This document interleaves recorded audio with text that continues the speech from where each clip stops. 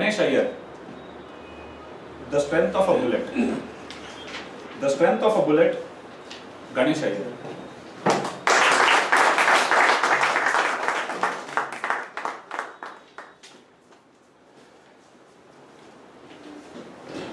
The Swat Valley of Pakistan is surrounded by picturesque mountains, green meadows, and deep blue skies. And it was here on 12th March 1997 that a young Pakistani girl was born to loving parents. Her dad Ziauddin falls in love with his daughter the very first time he sees her blue eyes and rosy cheeks in the hospital. Contest chair, fellow Toastmasters and guests. This girl had a glorious childhood. She was a voracious reader and read books starting from Enid Blyton to Rabindranath Tagore. She loved going to school.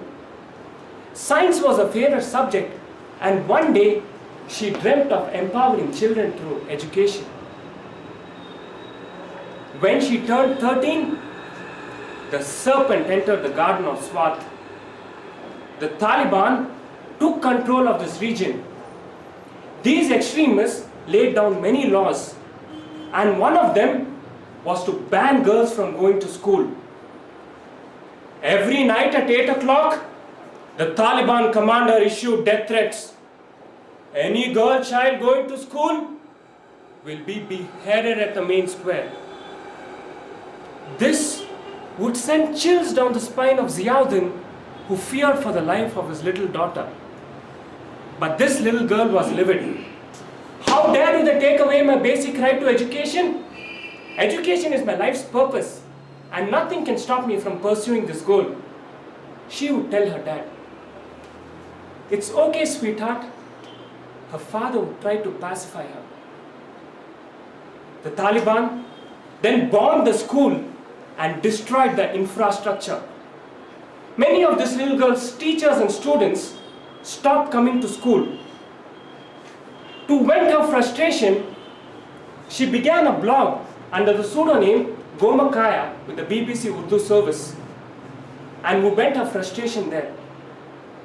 This blog became world famous, and everybody was talking about this little girl.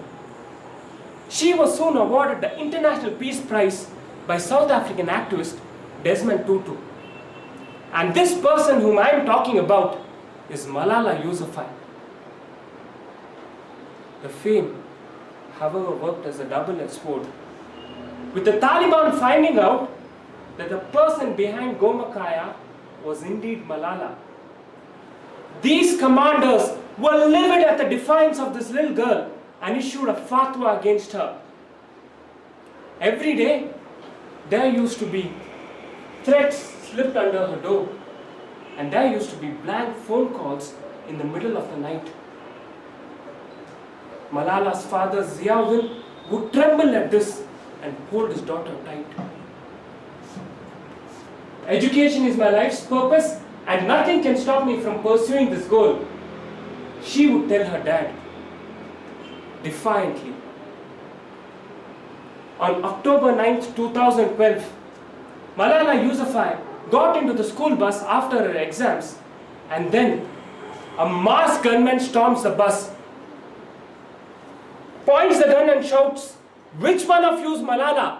Speak up, otherwise I will kill you all." The children froze. Brave young Malala stands up. The gunman walks up to her and shoots her right between the eyes. And this little girl, who dreamt of empowering children through education, slumps like a bag of potatoes. Her favorite pink dress is red with blood. She is soon rushed to the emergency ward of the hospital, and the fight to save Malala's life began. Prayers are offered all around the world for the quick recovery of this little girl. But here is what the gunman and the Taliban did to Malala. The bullet did not kill her, but made her stronger. Her ambition was to get into education, and even death could not stop her from pursuing this goal. With this strong mind, her body soon responds to treatment, and today she is completely recovered in London and helping children in third world countries to pursue their education. Ladies and gentlemen, a year ago, I was unemployed, broke, and at the crossroads of life. However, like Malala, I too had a small ambition to get into the field of education. I had no experience whatsoever except that I could speak through public in Toastmasters. On weekends, I approached colleges and held sessions for them. Sometimes these sessions would fail and it would leave me heartbroken. But my ambition was to get into education, and even death could not stop me from pursuing this goal.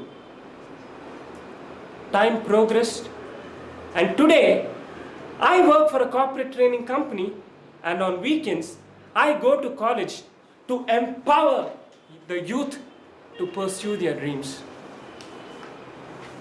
Friends, we are born into this world with different circumstances. Life sometimes hits us with different bullets. A death of a loved one, a loss in a job, or maybe even a heartbreak.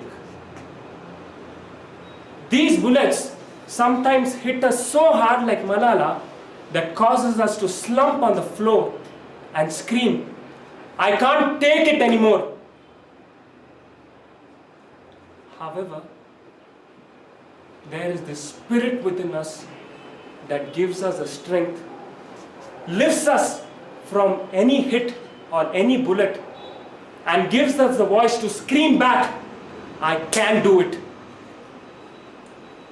If we pursue our dreams with conviction, even death cannot stop us from our goals. We are stronger than bullets.